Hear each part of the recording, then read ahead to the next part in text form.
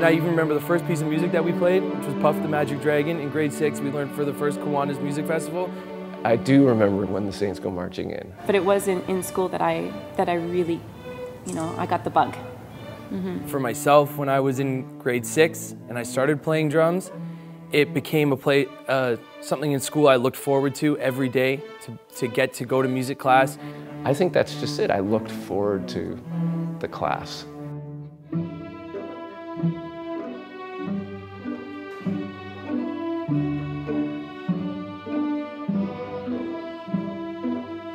Music education is so fantastic because it's kind of an all-inclusive art form. Interesting. I don't think I know any kid that doesn't like music. You shouldn't be making choices, I don't think, to do sports or music, which is generally the conflict, right? Because it's extracurricular. You should be able to do everything. Trish was my music teacher, and fortunately, I was able to get in to the music program at Charlottetown Public School. Charlottetown Junior Public School. And Trish was my music teacher, my strings teacher from grade 4, 5, and 6, right? That's right. I played cello in grade 4, and then grade 5 and 6, I played the bass. That's right. You graduated to the big bass, which was really only this big, enough for a kid, to use 8 to carry it home. I was exposed to an arts high school where kids were preparing their undergrad auditions and applications, and I realized that, that you can do a degree in this and you can actually have a career doing this, and wouldn't that be amazing? When I was in my 3rd year, I guess, I was in grade 10, I was 15 years old, we took a trip to New York City with the Etobicoke Youth Band, and we played, where did we play? United Nations. We played at United Nations, and I remember we played flash dance, and I jumped out and break danced, and one of the nights we went and saw Stomp. And I remember getting in there and sitting there, and from the first guy that came on stage, I kind of was like, and I didn't leave the end of my chair for the whole show. And I left then, and I think I probably even told Mr. Dobbin, I told the other teachers, my brother was there too, I told him, I said, yeah, that's gonna be my job.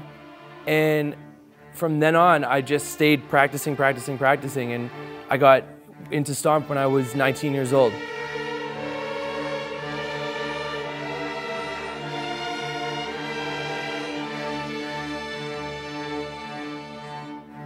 The cuts they're proposing to make are 100% of the Recorder Orphan vocal programs. Those itinerants spend 2 years training the teacher in their classroom with their students on how to instruct in music, in vocal or for recorder. That will be completely gone. And with that's gone, that's cutting it off right at its roots.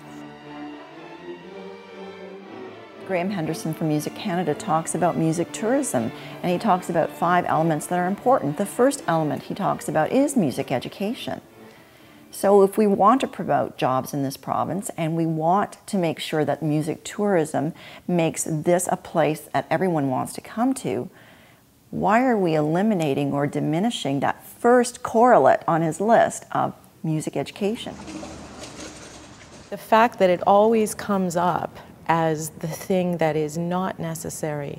What's not necessary about creativity? What's not necessary about open-mindedness and very specific skill building?